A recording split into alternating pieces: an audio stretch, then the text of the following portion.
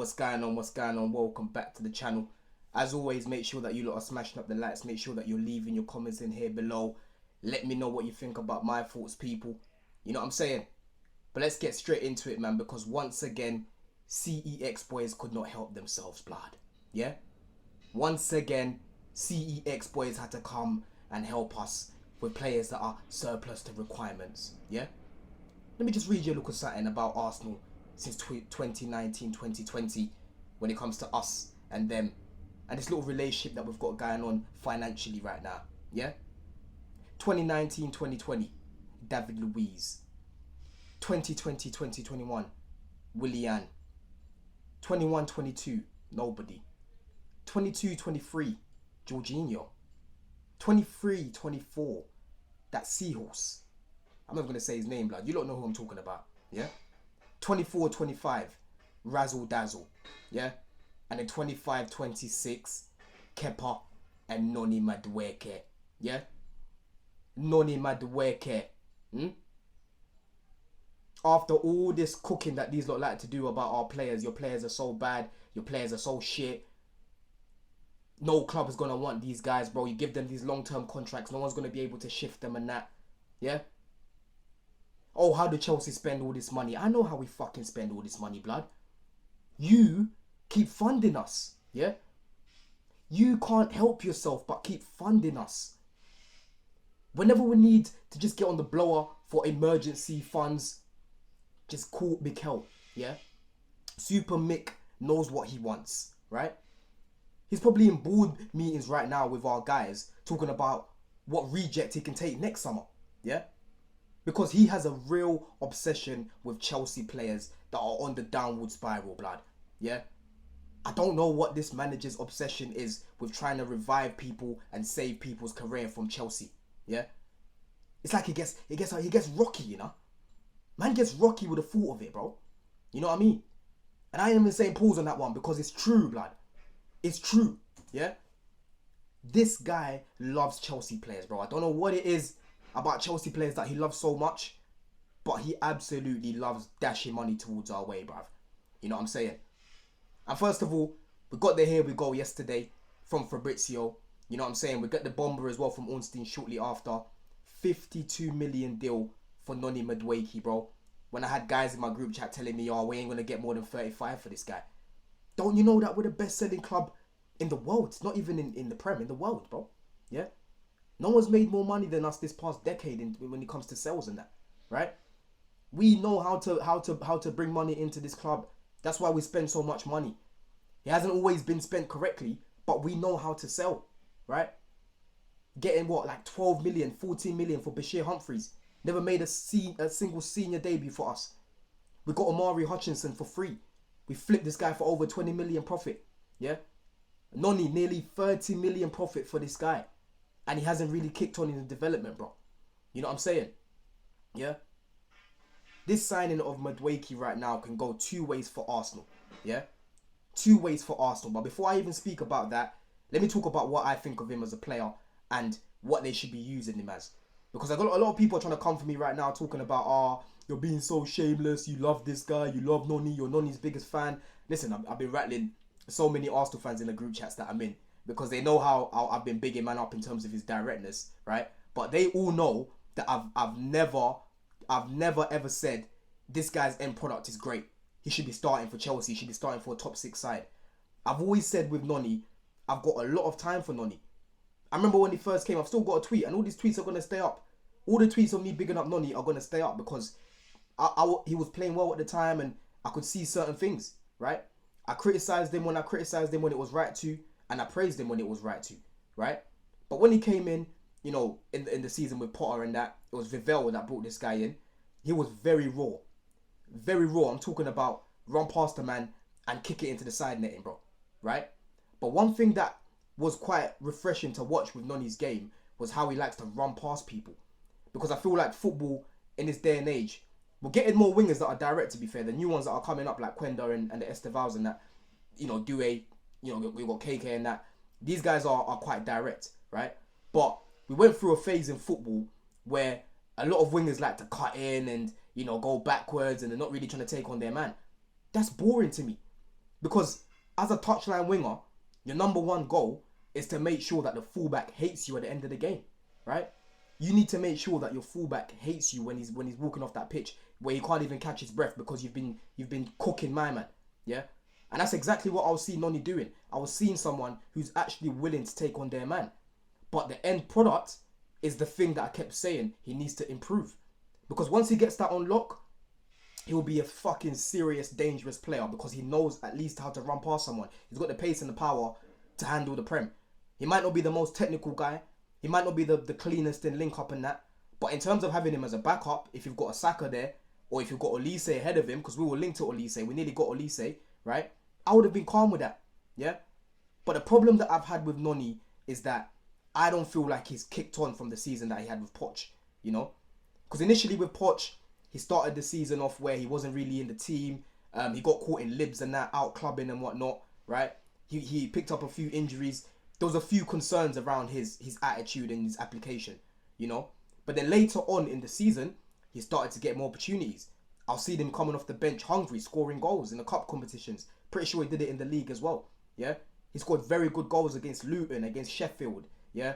Against Aston Villa on that top 6 push. That push that we had when we won 5 games in a row. He was key in that running, right? He was very key in that running. I was impressed with him. And I was looking at Maresca coming in, and I said that summer, I think Maresca is going to love this guy because Maresca likes touchline wingers that can run past their man. He should now kick on, yeah? And you can argue that he's slightly kicked on because this is the first time in his career where I think he's got over 10 goals or 10 GA, something along the lines of that. But when you talk about the goals that he scored in the Prem, you know, he bagged a couple goals against Wolves, which was majority of the goals that he scored. He only scored 7 goals, but he had so many big chances in the season to have more than 10 goals, right? On Midday Live, me and Lee, you know, go back and forth about Madueke and that, because these guys have been cooking this guy for years. And I said, bro, personally, I think this guy will score more than 10 goals, right? And he should have scored more than 10 goals because he had enough opportunities to do so, right? But the problem that you've got with him is that he gets in front of goal, he dilly-dallies. He gets in front of goal, the technique on the shot is not great, yeah? Go look at the chance that he had against Man United where Palmer slips him through on goal.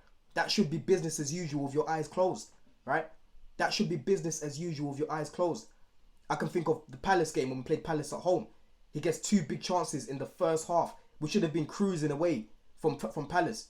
We end up drawing that game. And when you go check how many big chances we had, I think we had 5 big chances in that game. Him and Jackson, once again, being criminal in that game. Yeah? So in front of goal, he's not clinical. When he gets around the box, he dilly-dallies too much. Very predictable. He'll run past someone and then he'll go back into the danger. When he can pass, he'll decide to shoot. When he can shoot, he'll decide to just chop again, chop again, chop again. You know?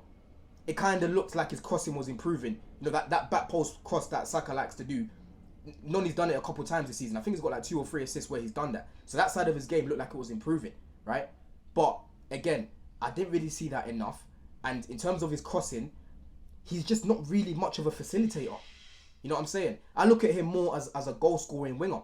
But again, the finishing's not great. If you've got Noni scoring more goals than getting assists, no one would really care much about the assists. You'd say, okay, cool, he can create more, he can assist more and that, but he gets you goals, right? At the minute, he's not consistent on either. He's not consistent on either, bro. And this guy has had a lot of opportunities because when he first came into the team this season, he was playing basically, he was starting ahead of Neto as well because Neto was still trying to get used to the system and Sancho was the one that was starting on the left. When Neto would come on, he'd go on the left. You know what I'm saying? Like Neto would play the Conference League games and Madueke would, you know, play in the Prem, right?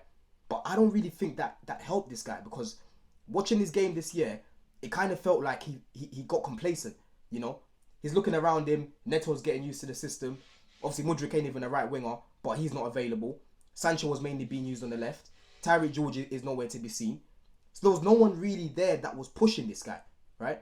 It was basically him. He knew, regardless of how he plays, he's most likely going to start because at least he's quite direct. He can take a man on, yeah? And I don't really think that helped him. What would have been ideal would have been bringing in an Olise, and you've got a Noni where you bring him on off the bench, you know, the last few minutes of the game against a weaker opposition and whatnot. That is what Noni is because he is a squad player at best. That is his quality, yeah? His end product is not good enough to be starting week in, week out for a top 6 side, and I've been consistent about that for years, No one can tell me otherwise, right? But then obviously, now you've got Arsenal that are coming in for him. And in terms of him being a good signing for Arsenal, I do think it's a good signing if he's a backup for Saka, right? I know Chelsea have played him recently on the left, and he looked all right there against United, and he looked okay there against Liverpool. But overall, he hasn't really looked great on that side. He looks quite awkward. He doesn't really use his left foot much in terms of crossing. You know what I'm saying? The dribbling just looks mad awkward on that side. He'll cut in on his right foot. He doesn't really want to shoot much on that side. You know what I'm saying? It hasn't been great. It hasn't been a situation where I'm looking at it and saying, oh, that should be his new position. I'm looking at it and saying, bro, put him back to the right. It looks better on the right from what I'm seeing. Yeah? But if they're signing this guy for right wing backup for Saka and they go bringing on a Rodrigo, I think it'll be a brilliant signing. But if you're bringing Noni in as backup for Saka and also as a starter to be playing on the left, him and Martinelli, because it looks like Trossard could be leaving, yeah, then it's a problem. Then it's a problem because he is not a level raiser, right? When you're looking at the teams around you, because you're looking at Chelsea around you, you're looking at not I'm about to say Man United, God forbid. You're looking at Man City around you, you're looking at Liverpool around you. Noni coming into that team is not going to raise the level. Because at Chelsea, he is now third choice. He has decided to move on because he is not part of the plans going forward, right? So you're taking a guy that's basically third choice at Chelsea and you're going to be starting him for your club and you think you're going to really progress, yeah? He would be best as a backup. That would be the best position for Noni. You have him as a backup right winger, maybe emergency left winger at times, maybe off the bench or something along the lines of that. But you need a Saka and you need a Rodrigo on the other side if you really want to kick on and go and win the league. I don't think Noni would be that guy to come into the 11 and be that difference in terms of winning the league. You know what I'm saying? You're going to be very frustrated with him. The way that these guys are with Martinelli, it'll be similar with Noni as well, bro. You know what I'm saying? The end product is just meaty. It's meaty. It's not good enough. He breaks down too many attacks. There's so many times where he picks up the ball and I'm like, yo, if Olise is in that position, he's going to give the through ball to the striker, we score. But Noni, he dilly-dallies on it. The touch might be off and, you know what I'm saying? He'll pass it. It's a bit weak. Yeah? I remember the game when we played against Ipswich away. The amount of times that he brought down the attack in that game was mad. We had so many breaks on the counter and he just kept running and breaking down the attack. He done it about 3-4 times. If you go back to Blue Diaries for that week, you'll go see that we analysed how many times he brought down the attack, him and Jackson. Yeah? So I feel like, players like him and Jackson, because I will do a separate video for Jackson a little bit later, right? I feel like they're being left behind in terms of the quality that's ahead of them. We need to be serious again. We haven't got any more time for passengers. I think 2.5 years is more than reasonable enough time for me to give this guy to want him to develop, right? Because he's had a lot of game time. What I said before was he needs the game time to prove himself. He's had a lot of the game time, but he hasn't really taken his opportunities. Like I said, he's stagnated, and the club has literally come out and said the exact same thing about him, bro. You know what I'm saying? Yeah? He's definitely a decent player. Anyone saying that he's not a good squad player is lying. They're lying. Because no fullback's trying to see Noni coming off the bench. Yeah, because he might look awkward on the ball, but it works for him. You know what I mean? It works for him. Yeah? But if they're bringing him in, and again, they're not going to bring in Rodrigo. They're just going to bring in an Eze, who for me, again, is not a left winger. Noni's a better winger than this guy. Yeah? Then it's a problem. You know what I mean? But I can't complain because end of the day, it's like right now you've got a fucking iPhone. You get an upgrade on your iPhone. Are you going to be upset about it? I'm not going to be upset because I've got more time for guys like Esteval. When Quenda comes in, I've got more time for these sort of guys because at a younger age, they already have better IQ than him. And on top of that, they've got a better end product than him, right? There's more to work with over there. I'd rather deal with that. And Neto right now, like I said, he's getting used to the system and he's cooking right now. You know what I mean? So I am not mad at it at all. I am not mad at it at all, bro. You know what I mean? Hopefully he doesn't do well at Arsenal. You know what I'm saying? I hope he flops over there. If Arteta manages to develop him and help his end product, he'll definitely be a much better player. But he's not a signing that I'm looking at and I'm saying, oh, I'm scared. I'm scared of Arsenal now. You know what I'm saying? It's not like they've taken a Caicedo from us or fucking Enzo Fernandez from us. They like to take our trash. That's why I call them CEX boys, bro. You know what I mean? But that's my thoughts on this Noni situation anyway, man. Because a lot of people have been getting rattled in that. And like I said, I've been very consistent. Very, very consistent about this guy and his end product and how he needs to improve it. You know what I mean? And I think I've been very reasonable in the amount of time that I've given him. But I can't be given any more time, bro. 2.5 years is more than enough time. By now, you're nearly 24. You've had a lot of experience in the Prem. I expect you to be better than this. I expect you to be scoring more goals. I expect you to be creating better chances. I expect all these things from you, bro, because you've got you're gaining the experience. He's played a lot of games. You know what I mean? But anyway, people, let me know what you think about my thoughts. Let me know what you think about Noni. Is it the right decision to move him on? Is it the right decision to sell him to Arsenal? You know what I'm saying? And if there's any gooners here as well, any gunners here, I know you lot don't like being called gooners. Any gunners here, let me know what you think about the signing, because I'm seeing that there's been hella man signing petitions and that, yeah. But bro, Super Mick does what he wants. He was always gonna get him. In a bit, blood. Love.